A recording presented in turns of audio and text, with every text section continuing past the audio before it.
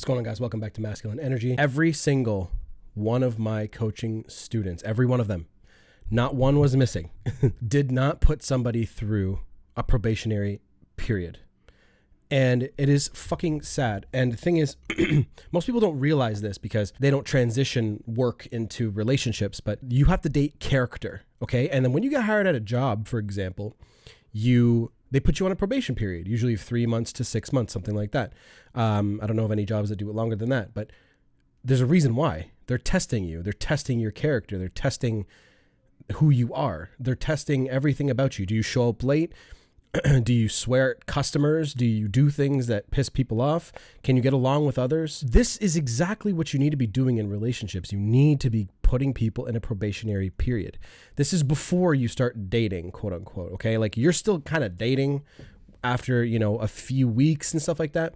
But after that, you want to be checking who is this person. And I have a previous video I made a few days ago, and if I find it, I'll put a card up so you guys can see it, about make sure you like who you're dating, something like that. But anyway, you want to be checking their character. You want to be dating their character.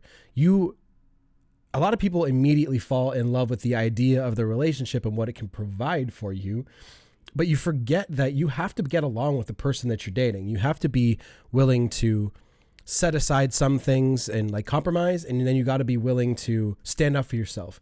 And you got to be willing to stand up and be like, okay, this person really isn't who I thought they were, or vice versa. And you're like, yeah, they're awesome. I like who they are. You need to be putting people on a 90 to 120 day probationary period, no matter what. Okay. This needs to be essential to everybody's relationship, no matter who the fuck you are. You're a celebrity. It doesn't matter, because looks and attraction, physical attraction, will only take you so far. You have to like their brain. You have to like their habits. You have to like who they actually are for your relationship to flourish in any way. Because if you guys do get into an argument or some sort of fight or some sort of disagreement, right?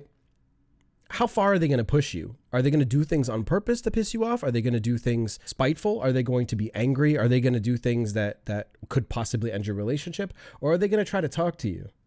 Are they going to try to understand where you're coming from? Do they have empathy? Can they step into your shoes and understand maybe, hey, he's coming at me with this standpoint because, right? And that's a skill you can actually develop, okay? You can develop that skill when you understand and keep your own ego in check and understand where you take your part in the relationship versus them. And when you see them coming at you with some sort of hate, you can actually step back with some peace and be like, look, why are you talking to me like that? Why are you angry? You can actually start coming at, and then they're going to check themselves because they're like, oh shit, like, why am I talking to this person like this? If they are normal. If you're with a crazy bitch, then, you're fucked. Get the fuck out of there while you have a chance. The probationary period will save your ass, okay? You know how many fucking jobs get rid of people in the probation period? Because they're just too much. They don't show up on time. Again, they have no character, right? Just think about all the bad shit that people are like, what, do they swear? Do they, basically a job is looking to see, do their goals align with yours? Are you going to show up every day with your best foot forward? And not every relationship, obviously, you can show up every day with your best foot forward, but 90% of the time you should be still dressing up. You should be taking care of your body. You should be eating properly. You guys should be doing things together, having positive experiences together. This is what a relationship is all about, sharing those positive things together, not relying on each other for happiness. That's a byproduct to who you're going to be with. And I apologize. My throat is just, I don't know what's wrong with it. So I haven't made a video in a couple of days. That's probably what it is. But anyway, the probation period can save your ass. Okay. You just, and what do you do during this probation period? Like you're probably wondering, what can you act like? Okay. So you just got to reserve yourself. Take your time meeting with this person all the time.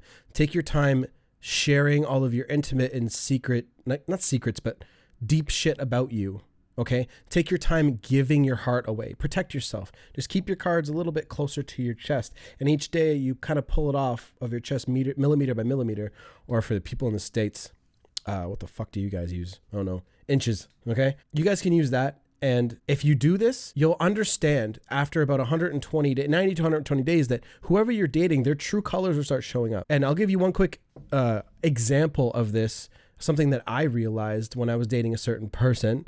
What they were like after about 5 months actually. So it was even longer than 120 days. It was actually like 150 days.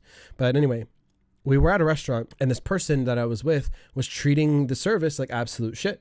And this is why I always bring this up because I looked at her, like the person I was with, and I looked at the waitress and I was like, is this happening right now?